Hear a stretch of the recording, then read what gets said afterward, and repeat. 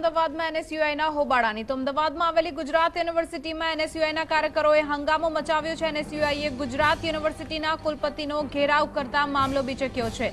યુનિવર્સિટીમાં એનએસયુઆઈ વિરોધ પ્રદર્શન કરી રહ્યું છે, સાથે જ વહીવટી તંત્રએ મીડિયા કર્મચારીઓ સાથે દુર્વ્યવહાર કર્યો હતો, જેથી મીડિયા કર્મચારી અને પોલીસ વચ્ચે પણ ઘર્ષણ થયું હતું। એનએસયુઆઈનો આક્ષેપ છે કે કુલપતિએ ગુજરાત યુનિવર્સિટીની હોસ્ટેલ એબીવીપીના કાર્યકર્તાઓને રહેવા માટે આપી છે। એબીવીપીના કાર્યક્રમ માટે કુલપતિએ ₹1 કરોડ આપ્યાનો પણ આક્ષેપ કરવામાં આવી રહ્યો છે।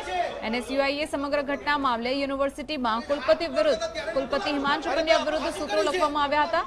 સૂત્રોના કારણે પણ યુનિવર્સિટીમાં વિવાદ વધુ ઉગ્ર બન્યો છે। તો આજે દ્રશ્યો સામે આવી રહ્યા છે મીડિયા અને પોલીસના ઘર્ષણના, તેમજ એનએસયુઆઈ દ્વારા જે વિરોધ પ્રદર્શન કરવામાં આવ્યું તે સમયના દ્રશ્યો છે।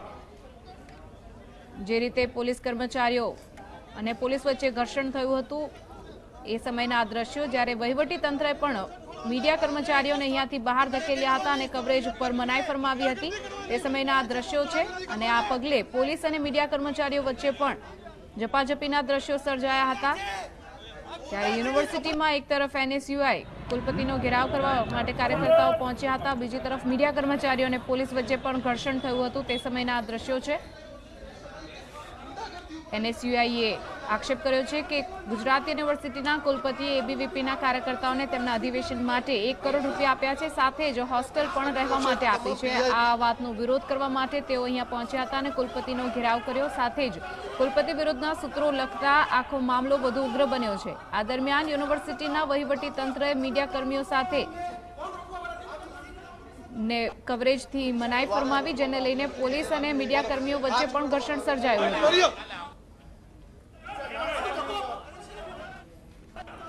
તો ફરી એક વખત એનએસયુઆઈ ના વિરોધને પગલે ગુજરાત યુનિવર્સિટી ચર્ચામાં આવી છે। આ વખતે એનએસયુઆઈ દ્વારા સીધા કુલપતિ ઉપર આક્ષેપ કરવામાં આવ્યો છે અને તેમનો ઘેરાવ કરવામાં આવ્યો છે, સાથે જ કુલપતિ વિરુદ્ધના સૂત્રો લખવામાં આવતા મામલો વધુ ઉગ્ર બન્યો છે। એનએસયુઆઈ દ્વારા આક્ષેપ કરવામાં આવ્યો છે કે એબીવીપીના રાષ્ટ્રીય અધિવેશન માટે કુલપતિએ ₹1 કરોડ આપ્યા છે, સાથે જ એબીવીપીના કાર્યકર્તાઓને રહેવા માટે હોસ્ટેલ પણ ફાળવી છે। તેઓ રજૂઆત અને વિરોધ કરવા માટે અહીંયા પહોંચ્યા હતા, ત્યારે મીડિયા કર્મીઓને વિરોધની મનાઈ ફરમાવવામાં આવતા મીડિયા કર્મીઓ અને પોલીસ વચ્ચે પણ ઘર્ષણના દ્રશ્યો સર્જાયા હતા। આ મામલો વધુ ઉગ્ર બન્યો હતો, જ્યારે મીડિયા કર્મીઓને પોલીસે કવરેજ કરતા અટકાવ્યા હતા। ગુજરાત યુનિવર્સિટીના કુલપતિનો ઘેરાવ કરતા મામલો વધુ બીચક્યો છે। ગુજરાત યુનિવર્સિટીમાં એનએસયુઆઈએ હોબાળો મચાવ્યો છે તે સમયના આ દ્રશ્યો આપ જોઈ રહ્યા છો। તો ટીવી સ્ક્રીન પર જે જોઈ શકો છો, ગુજરાત યુનિવર્સિટીમાં એનએસયુના કાર્યકર્તાઓએ પહેલા હોબાળો મચાવ્યો હતો, સાથે સાથે મીડિયા કર્મીઓ સાથે પણ ગેરવર્તણૂક કરવામાં આવી હતી। મીડિયા કર્મીઓને કવરેજ કરતા અટકાવવામાં આવ્યા હતા, સાથે જ તેમની સાથે પણ પોલીસનું ઘર્ષણ સામે આવ્યું હતું, હાથાપાઈ કરવામાં આવી હતી। એનએસયુએ સમગ્ર ઘટના મામલે યુનિવર્સિટીમાં કુલપતિ વિરુદ્ધ હિમાંશુ પંડ્યા વિરુદ્ધ સૂત્રો લખવામાં આવ્યા છે અને અગાઉ પણ 2 દિવસ પહેલા પણ હિમાંશુ પંડ્યાના ઘરની બહાર અને અનેક જગ્યાઓ પર તેમના વિરુદ્ધમાં સૂત્રો લખવામાં આવ્યા હોય છે।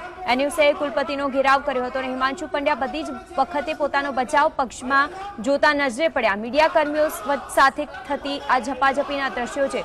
પોલીસ પણ ઘર્ષણમાં ઉતર્યું, પોલીસે પણ હાથાપાઈ કરી, તે દ્રશ્યો ટીવી સ્ક્રીન પર જોઈ શકાય છે। ગુજરાત યુનિવર્સિટીમાં એનએસયુએ હોબાળો મચાવ્યો હતો અને તે સમયે મીડિયા કર્મીઓ જ્યારે તેનું કવરેજ લેવા માટે પહોંચ્યા હતા અને તેમની સાથે દાદાગીરી કરવામાં આવી, તેમની સાથે ઝપાઝપી કરવામાં આવી, તેને લઈને પણ અનેક સવાલો ઉઠી રહ્યા છે। હિમાંશુ પંડ્યા પોતાની કેબિનમાં જ હતા, તો કોના આદેશથી આ સમગ્ર કરવામાં આવ્યું તેના લઈને પણ એક પ્રશ્નાર્થ ઉઠી રહ્યું છે। ગુજરાત યુનિવર્સિટીમાં એનએસયુનો વિરોધ પ્રદર્શન વખતે જ આ પ્રકારના હંગામાના દ્રશ્યો સર્જાયા અને અંદર જ્યારે કવરેજ માટે મીડિયા કર્મીઓ ગયા તો તે લોકો સાથે પણ હાથાપાઈ કરવામાં આવી।